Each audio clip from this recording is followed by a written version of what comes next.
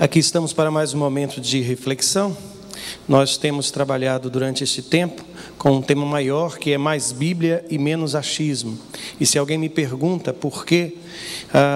Porque se nós queremos, de fato, edificar a família, se nós queremos pensar na família, interessa muito pouco aquilo que você acha. Interessa muito mais aquilo que a Bíblia diz a respeito.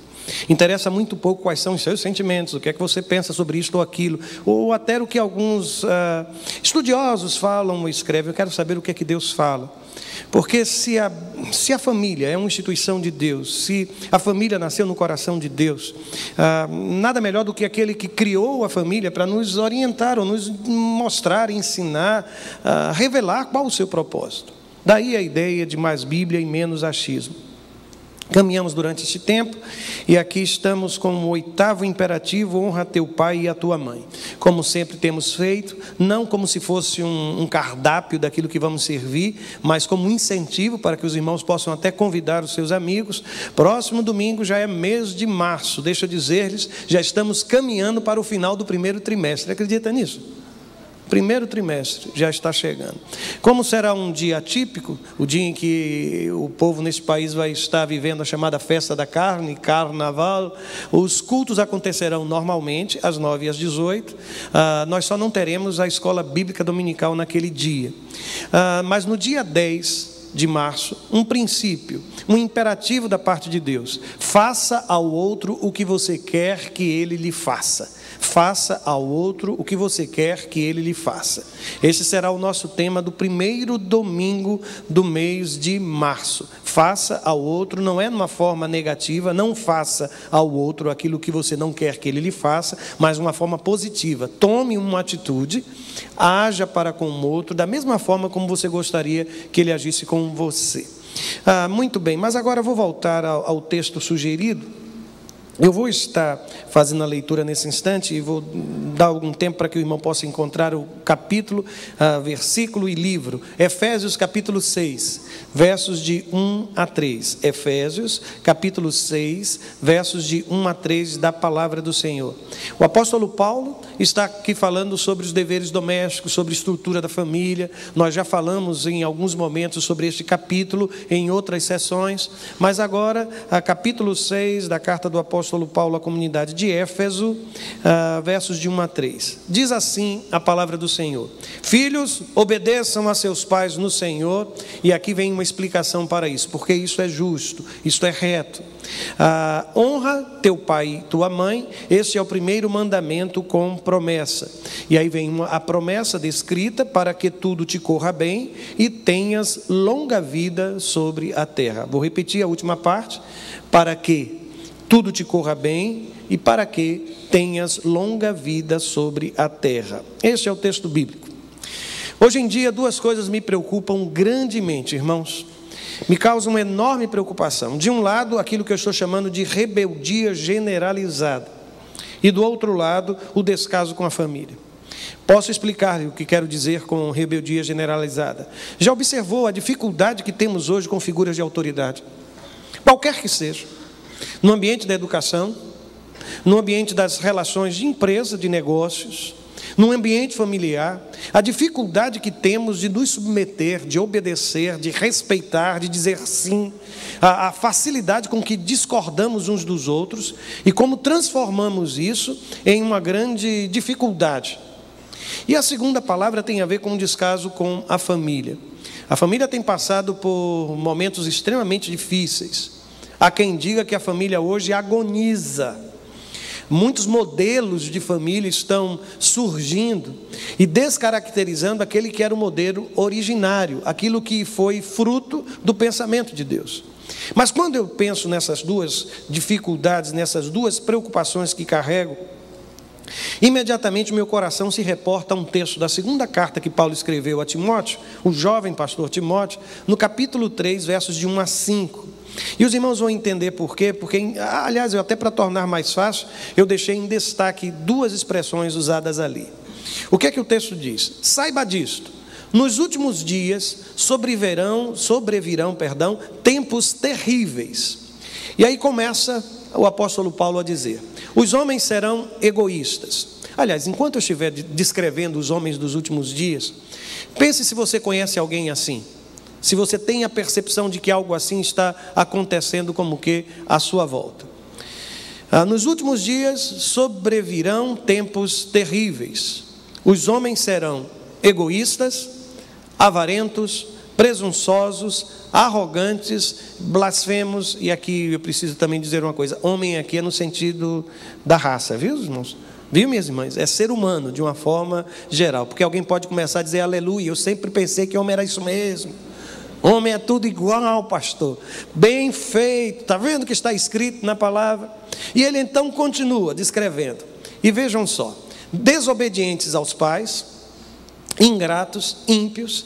Depois ele diz: sem amor pela família, irreconciliáveis, caluniadores, sem domínio próprio, cruéis, inimigos do bem, traidores, precipitados, soberbos, mais amantes dos prazeres do que amigos de Deus, tendo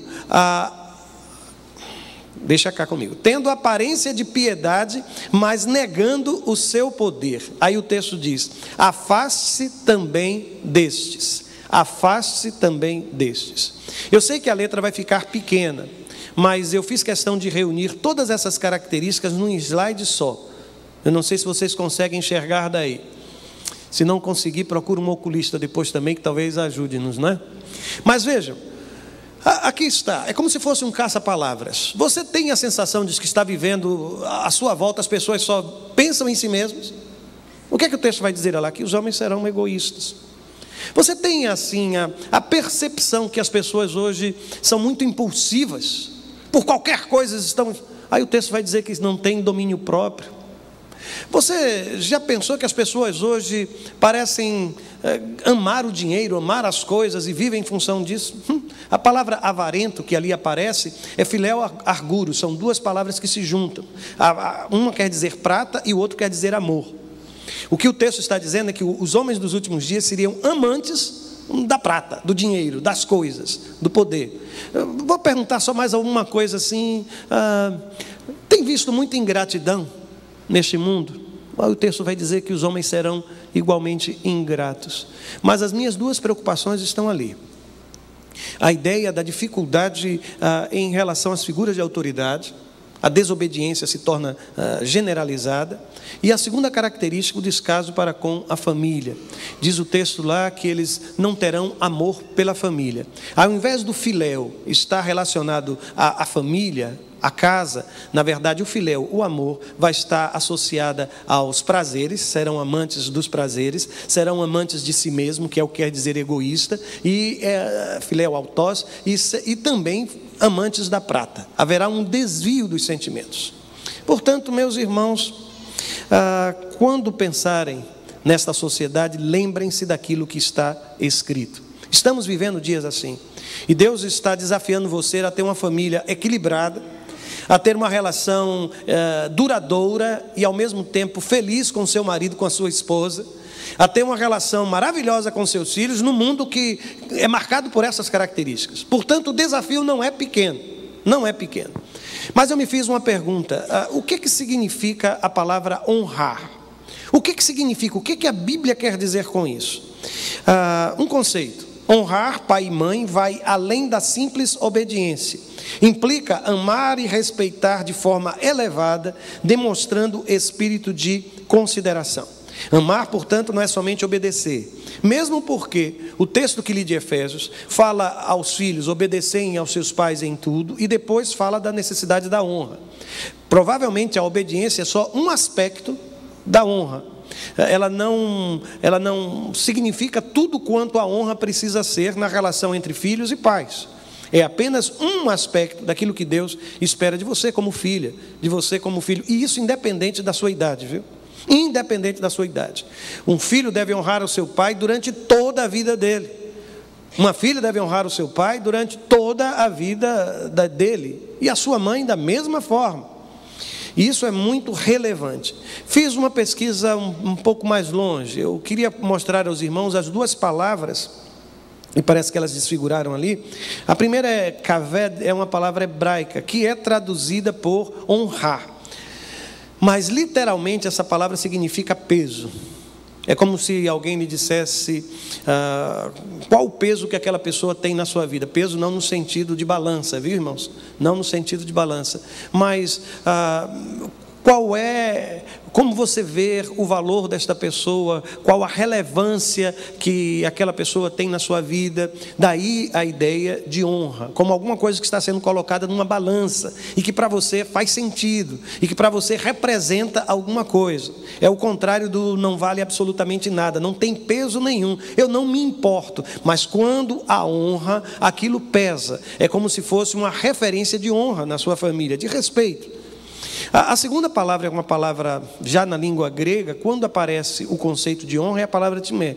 E ela quer dizer honra no sentido de estima, no sentido de valor, no sentido de preciosidade.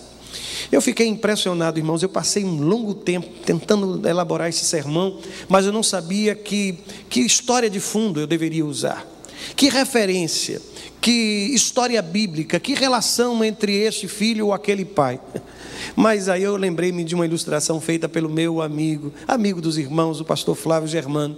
Ele fez uma pergunta curiosa à congregação. Ele perguntou: quantos aqui usam óculos? Quantos aqui usam óculos? Levanta a mão para eu ver uma coisa aqui. Puxa vida, eu pensei que não eram tanta gente não. Agora eu vou fazer uma segunda pergunta. Você já percebeu que às vezes a gente não enxerga o óbvio? Está ali diante dos nossos... e a gente não enxerga. Quantos aqui já ficaram procurando os óculos e os óculos estavam na face? Levanta a mão e sem constrangimento. Somos normais, olha aí, porque isso também já aconteceu comigo. Mas o cúmulo desse tipo de esquecimento, de não percepção, aconteceu, eu não vou dizer exatamente quem, mas tem a ver com a família, sabe? Você já imaginou uma vovó acordar todos os netos na casa, todo mundo para procurar a dentadura que ela usava? E fez com que todo mundo procurasse pela casa, porque ela ia precisar sair, não estava encontrando, e depois começou a rir sozinha e descobriu que a dentadura estava na boca, irmãos. Pois é. Às vezes a gente não enxerga o óbvio. Agora não me perguntem aqui, eu não vou dizer quem foi não, viu? Não vou dizer quem foi não. Mas notem, o que o texto parece mostrar-me, o texto bíblico, é que eu precisava enxergar o óbvio. Ou seja, se você quer saber, se querem saber como deve se comportar um filho diante de seu pai, olhem para Jesus. A resposta parecia tão óbvia, mas eu não consegui enxergar, irmãos. Porque mesmo dentro da estrutura familiar, como um marido deve amar a esposa? Qual foi a referência que nós descobrimos? Como Cristo ama a igreja. A relação entre marido e mulher, a esposa para com, novamente, o amor de Jesus, como a igreja também ama ao seu Senhor. Assim deve ser a relação entre a esposa. Jesus é sempre a referência, não há outro. Não há José, não há José do Egito, não há Davi, Salomão, não há absolutamente nenhum outro personagem bíblico que nos possa servir de referência. Quer saber como um filho? Ah, pastor, mas aí fica muito difícil.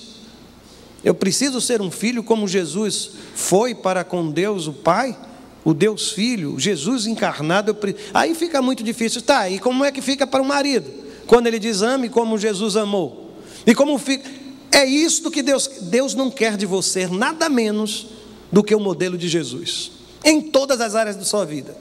Não importa o quanto isso seja desafiador, mas é assim que nós precisamos viver. Ou nós vamos ter que rasgar esse nome que você diz carregar, o nome de cristão. Sabe, a ideia de que eu sou um cristão, eu sou um Cristo pequeno, porque isso seria a forma original da palavra. Não. Se Jesus é referência na minha vida, eu preciso honrar os meus pais como... E eu comecei a pensar sobre isso. E grande parte dos textos que mencionarei tem a ver com o Evangelho de João, quando o conceito da divindade de Jesus já havia sido extremamente elaborado pela igreja, final já do primeiro século. E sabe o que eu percebi? Você já observou que na relação entre Jesus, o Deus Filho encarnado, e o Deus Pai, o Deus da criação, havia uma perfeita unidade entre eles? Jesus se expressa da seguinte maneira em João capítulo 10, versículo 30. Eu e o Pai somos um. Você pode dizer isso acerca do seu filho? Você pode dizer isso acerca dos seus pais? Eu e a minha mamãe, nós somos um só. Eu e o meu papai, nós somos um. somente um. Há uma unidade tão profunda entre nós. É este o modelo que o Senhor espera encontrar na relação entre filhos e pais. Um modelo de unidade que nos vem ao coração a partir do exemplo do próprio Cristo. Um segundo elemento que descobri nessa pesquisa é que entre Jesus, Deus Filho, e o Deus Pai, havia um perfeito conhecimento entre eles. E eu fiquei tão feliz com o texto, irmãos, também de João capítulo 10, versos 14 e 15. Jesus está falando da figura do bom pastor e ele diz: eu sou o bom pastor, conheço as minhas ovelhas e elas me conhecem. Assim como o Pai me conhece e eu conheço o Pai. Dia desses eu li a história de alguém, até pastor ele foi passear no interior, eu acho que lá da Jordânia, e 3 grupos de ovelhas, 3 rebanhos, se aproximaram para beber água, e eles estavam com 3 pastores, e ele estava ao longe observando, e ele ficou muito preocupado, porque quando os 3 rebanhos chegaram, as ovelhas se misturaram ali, bebendo água, e ele disse: meu Deus, como é que eles agora vão separar os rebanhos? Como ele vai saber que aquela ovelha é minha, que esta ovelha é sua? Como eles vão fazer isso? E ele percebeu que os pastores não estavam nada preocupados com aquilo, estavam só conversando entre si. E foi então que ele disse: eu vou ficar aqui até que essas ovelhas saiam daqui. E ele ficou. E de repente, um primeiro pastor saiu e chamou as suas ovelhas. Somente as ovelhas daquele pastor atenderam o seu chamado, e os outros 2 grupos ali ficaram. E então o segundo pastor saiu e resolveu chamar também as suas ovelhas. E querem saber? Somente as ovelhas daquele pastor seguiram o seu chamado. E o último grupo era somente o grupo do terceiro pastor. Este conhecimento do animal para com o seu dono é surpreendente, não é verdade, irmãos? E Jesus disse: é assim, a minha relação com o Pai é marcada. Deixa eu fazer-lhe uma pergunta: você conhece seu filho? Você de fato conhece seu pai? Deixe-me fazer uma pergunta aos pais que aqui estão, só na mente, não precisa me responder. E depois confira, você que é filho. Você sabe dizer pelo menos 3 nomes, ou nome de 3 amigos bem chegados do seu filho ou de sua filha? Uma outra pergunta para os filhos: você conhece e sabe dizer o nome de 3 grandes amigos do seu pai, de sua mãe? Eu não vou perguntar à mãe qual é o prato que o seu filho mais gosta, porque aí é brincadeira, né, irmãos? Mas vou perguntar aos filhos: se você saísse hoje para comprar um presente, ou levar a sua mãe ou seu pai para um restaurante, você sabia para onde levá-lo? Eu tenho certeza que ele gosta disso aqui. Aí você iria para aquele lugar, ou então você iria para a cozinha preparar aquele prato. Quais foram as últimas séries que seus filhos assistiram? Sério, o que é isso, pastor? Tá, quais foram? O que ele gosta de ouvir? As músicas. A música é fácil, né, irmãos? Aliás, não, nesse mundo hoje a gente só usa aquele negócio que a gente só escuta o nosso próprio mundo, o outro nem escuta o que é. O que você está ouvindo aí? Ele aí toca, muda lá o playlist e aí põe o fone para você ouvir, mas faz isso tão rapidamente, né? Os dedos de um menino, de um adolescente, é impressionante a velocidade como tem que de trocar uma tela de computador, de mudar o que estão vendo, de sair de um aplicativo, não é verdade? Mas lá fora, aqui não, fiquem tranquilos, viu, os pais? Os nossos são muito devagar em relação a isso, não sabem agir com tamanha velocidade. Mas a ideia é conhecimento. Havia um profundo conhecimento, sim. Percebi uma outra característica desta relação. Notem que havia uma perfeita submissão por parte de Jesus à vontade do Pai. Isso se tornou até um questionamento na teologia. A ideia de que Jesus seria uma pessoa menor na Trindade, que então, se ele estava submisso à figura do Pai, logo então o Pai seria maior que ele. Gente, os teólogos às vezes eles dizem cada tolice em função de pequenas afirmações. Quando entendemos que Jesus ele se esvaziou, está escrito, ele abriu mão da sua glória. Aliás, eu tive um professor na área de filosofia que ele fez um questionamento uma vez à classe que eu nunca mais esqueci. Ele perguntou: olha, quando Deus estava encarnado em Jesus, o tempo era maior que Jesus? E aí todo mundo, na área de filosofia, todo mundo tem algo a dizer, não é, irmãos? Todo mundo se sente próprio Aristóteles, Sócrates, e ele lançou essa questão e começamos todos a discutir a questão, porque não, Jesus estava sujeito ao tempo, e ele cresceu, ele nasceu, ele envelheceu, ele tinha sono, ele tinha fome, e começamos a falar sobre as características da humanidade de Jesus, e parecíamos já querer concluir que durante o período da encarnação, o tempo teria sido sido maior que o próprio Deus encarnado, Jesus de Nazaré. Foi então quando ele nos surpreendeu dizendo que de modo algum, porque ainda assim Deus estava mostrando que era maior que o tempo, porque ele disse: o tempo não tem controle sobre si mesmo, o tempo não tem o poder de autolimitar-se, mas a divindade tem. E aí nós nos calamos. Próximo capítulo, por favor. E aí ele continuou a dar a aula. Mas é verdade, irmãos, havia sim uma perfeita submissão. Notem algumas expressões usadas por Jesus, elas são extremamente fortes. No capítulo 4 do Evangelho de João, versículo 34, ele diz assim: a minha comida é fazer a vontade daquele que me enviou e concluir a sua obra. A palavra submissão requer um entendimento muito simples. Existe uma missão e eu me coloco debaixo daquela missão. Portanto, toda submissão de Jesus era uma postura de se colocar no exercício da missão que havia recebido ao vir ao mundo. Mas notem, qual é a sua comida, rapaz? Qual é a sua comida, moço? Você poderia dizer isso? O que alimenta a minha vida, o meu propósito de viver é, na verdade, fazer a vontade do meu... E eu não me sinto tolhido por conta disso. Eu não me sinto mutilado ou mutilada por conta disso. Para mim é prazeroso. Para mim é gratificante poder ver o sorriso no rosto do meu pai e da minha mãe, quando eles olham para mim e dizem assim: filho, que bom, estou feliz com você. Isso para mim é como se eu estivesse ganhando o dia, pastor. Isso alimenta a minha vida, alimenta a minha alma. Há um outro momento, João capítulo 6, versículo 38, Jesus diz assim: eu desci do céu não para fazer a minha vontade, mas para fazer a vontade daquele que me enviou. Eu sei o que você está já pensando aqui. Ah, pastor, mas era a vontade do Deus Pai. Então Jesus poderia dizer isso. Mas você já percebeu quantas vezes na vida de Jesus fazer a vontade do Deus Pai foi custoso para ele? Não tem ideia disso? Quer saber da cruz? Ele chegou mesmo a dizer: olha, minha alma está angustiada até a morte. Se for possível, passa de mim este cálice. É difícil demais realizar a tua vontade. A vontade do meu pai, às vezes é muito custoso, porque o senhor não conhece meu pai. O senhor não conhece a minha mãe, não sabe como é difícil satisfazer aqueles dois. Eles enxergam dificuldades em tudo, defeito em tudo quanto eu faço. Eu sei. Mas há um momento na vida em que você só vai ser submisso que se escolher ser submisso. É a obediência que vem apesar da possibilidade de dizer não. Porque é uma fase na vida, eu preciso reconhecer isso, que os nossos filhos não têm sequer essa liberdade ou essa possibilidade de dizer não. E até para você como pai, se você é pai como eu, de filhos já adultos, sabe como foi difícil essa transição. E você começar a autolimitar-se e exercer um outro papel como pai e como mãe, sem tamanha interferência nas decisões dele ou dela. Mas na parte de Jesus, irmãos, isso é tão lindo, isso é tão profundo. E há aqui uma outra observação que fiz: há perfeito amor e confiança entre eles. É lindo o texto de João 3,35, quando diz assim: o pai ama o filho e entregou tudo em suas mãos. Amor e confiança precisam caminhar juntos, irmãos. Talvez você pergunte assim: mas por que meu pai não me deixa fazer isso? Por que a minha mãe não me coloca nas minhas mãos tal? Ela não me ama, ela não diz que me ama. Sim, mas amor e confiança precisam caminhar juntas. Eu não sei se você já quebrou a confiança dos seus pais em algum momento de sua vida.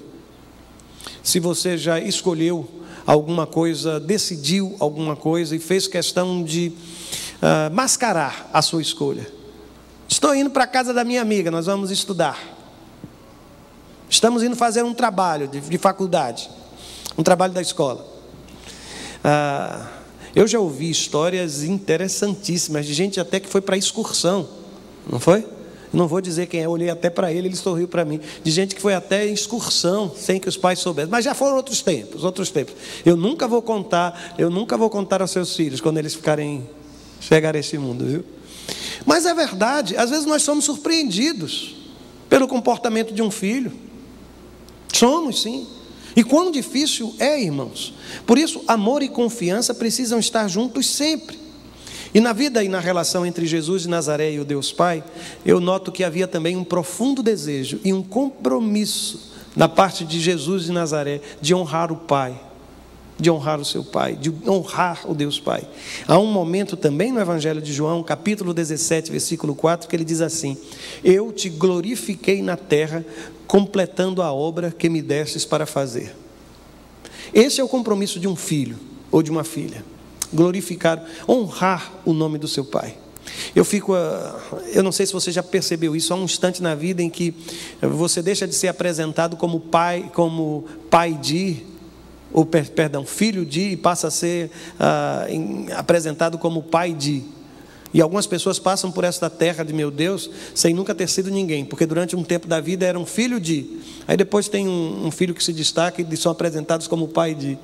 Houve muito tempo em que meus filhos foram apresentados como filhos de, mas houve um tempo em que comecei a ser apresentado como pai de. É bem interessante essas transições que a vida nos outorga, né? Mas no caso de Jesus, o nome do seu pai estava sendo glorificado. Você carrega o nome de seu pai, você carrega o nome de sua família. Todo e qualquer comportamento seu será associado diretamente à vida dos seus pais. E isso pode ser motivo de glória, de honra. Seu pai pode olhar para você e dizer: este é o meu filho amado, em quem me comprazo. Palavras de Deus Pai para com Deus Filho, né? Encarnado.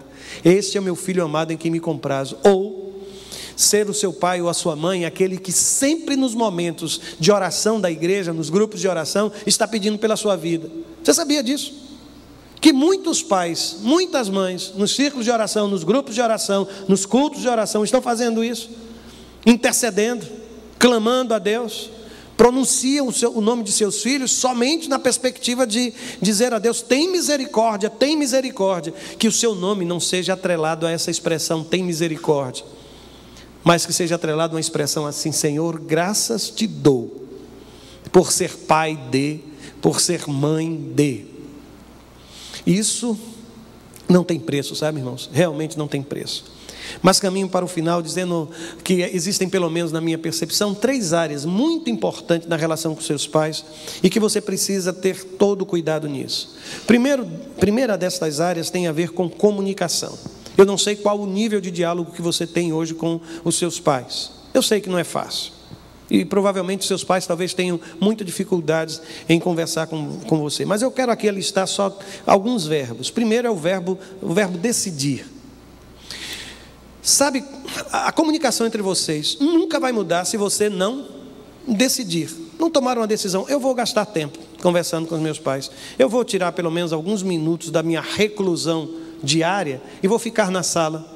Eu vou assistir aquele negócio que eu detesto, Fábio Pastor. Particularmente eu vou dizer em segredo ao pastor, mas eu não gosto. Mas eu vou, só para ficar ali ao lado. Vou puxar a conversa. Ontem eu voltei de onde eu estava hospedado para vir aqui celebrar um culto da Maria. A Maria é mãe do Cleir, mãe da Celi, e estava com a família, e disseram assim: olha, não deixa o pastor sair. A netinha da Dona Maria disse: olha, fica aqui com o pastor, não deixe. Aí de repente ele olhou para mim e perguntou assim: o senhor gosta de cortinas? Eu disse: cortina? Porque disseram que não era para o senhor deixar o senhor sair, eu tenho que puxar alguma conversa com o senhor. Aí eu vi uma cortina aqui, estou perguntando se o senhor gosta de cortina. Com blackout, sem blackout. Eu digo: o quê, menina? Estou puxando conversa. Então, se você não souber como começar a conversa, faça a mesma coisa. Gosta de cortina? Com blackout ou sem blackout? Você precisa decidir. Abrir algum espaço, dar início a alguma conversa. Essa menina só tem 13 anos, gente. Eu fiquei impressionado. Eu disse: que coisa, que sacada. Segunda coisa, decida escutar. Escute. Há sempre uma tendência da gente rebater, da gente começar a argumentar. Houve um momento em que eu precisei realmente aprender a escutar os meus pais. E isso não já depois de casado, sabe, irmãos? Já depois de casado, tendo os meus filhos. Me lembro que eu acho que eu já contei essa história, mas tem tanta gente nova que eu vou contar de novo. Significa que eu sempre fui assim, não, viu? Eu era uma pessoa normal, sou uma pessoa normal, continuarei a ser. Mas houve uma ocasião em que papai ele estava tentando colocar o carro bem próximo à casa que minha irmã tem lá na ilha, em Itaparica. Uma casa simples. Mas tinha chovido muito e o carro atolou. E ele chamou-me para ajudá-lo. E eu olhei para aquela cena e disse: pai, a gente precisa calçar primeiro aqui o carro para poder ele ter tração e a gente poder tirar o carro. Ele disse: não, meu filho, vai querer me ensinar? E quando o pai diz um negócio desse, o que é que você tem que fazer? Escute. Escute. Vai querer me ensinar? Eu já fiz isso inúmeras vezes, meu filho. Tá, vai. Não, é só precisa empurrar. Eu disse, pai, isso não vai dar certo. Isso não vai dar certo, não vai dar certo. Ele disse, mas empurra o carro. Empurra o carro. Eu digo, sim, senhor, né? Eu fui empurrar o carro. Gente, e eu fiz, lá estou eu, e a roda começou a girar. E toda a lama veio para cima de mim. E eu fiquei coberto de lama. Aquela foi a melhor forma de eu continuar o diálogo com meu pai. Foi quando ele saiu do carro, que ele me viu coberto de lama, e o carro não havia saído do lugar. Ele fechou a porta do carro e saiu, foi para longe. Eu não disse nada. Aí eu fui, peguei os calços, coloquei, limpei um pouco a roupa, sentei no carro e consegui tirar o carro. Ele nunca falou mais sobre o assunto comigo, porque esse era meu pai, o seu Alfredo. Esse era o Alfredo. Mas nós conversamos naquele dia. Eu sei que às vezes é custoso você apenas escutar e esperar, orar e dizer, Senhor, fala aquilo que eu não posso falar agora. Isso em todas as relações, viu, irmãos? Todo modelo de relação, mas escute.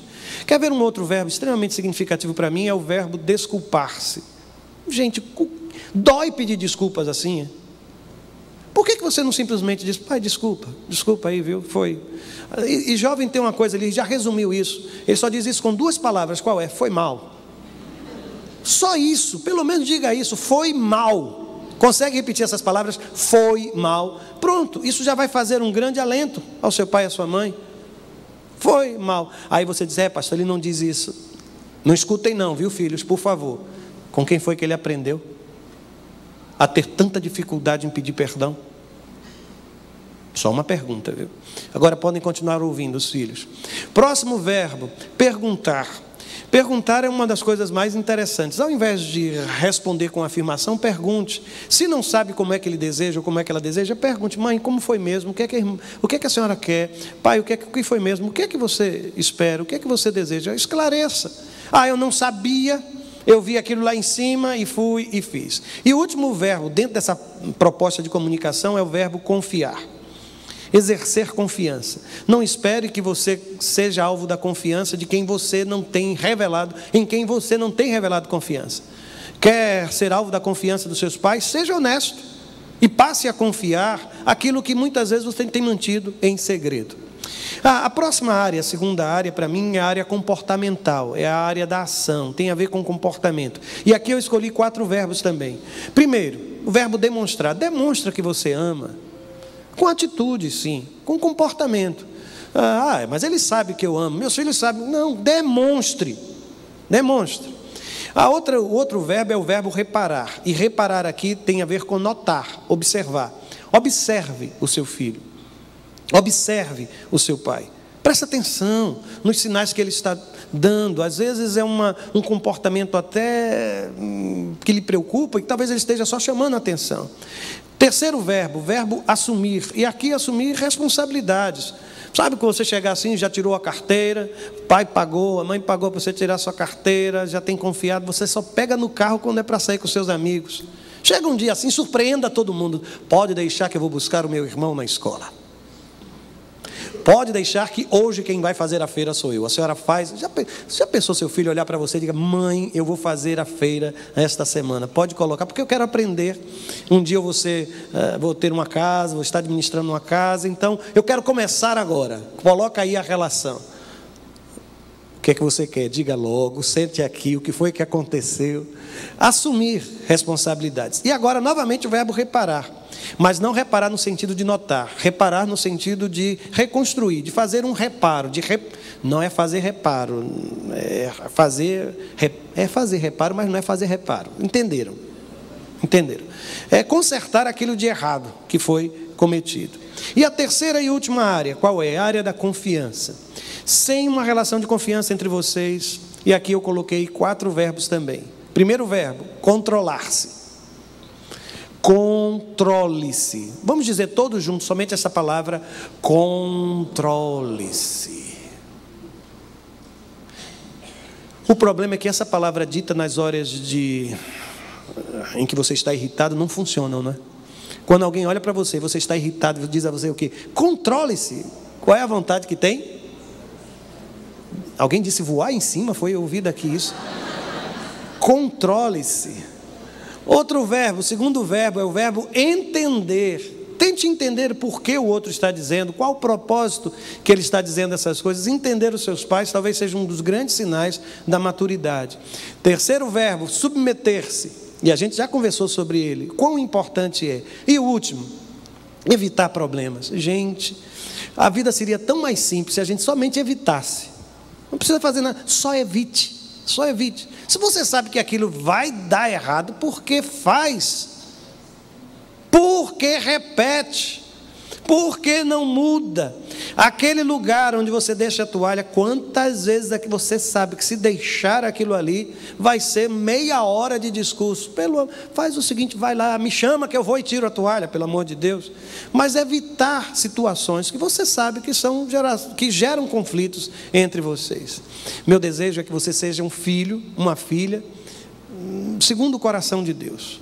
Um filho e uma filha que possa tratar seus pais como seguindo o modelo de Jesus, para que você seja motivo também de glória e de honra no coração dos seus pais. Essa, sinceramente, é a minha oração e o meu desejo. E todos os pais dizem... Peguei vocês de surpresa, foi? E todos os pais dizem... Amém, amém. Seja essa a nossa oração.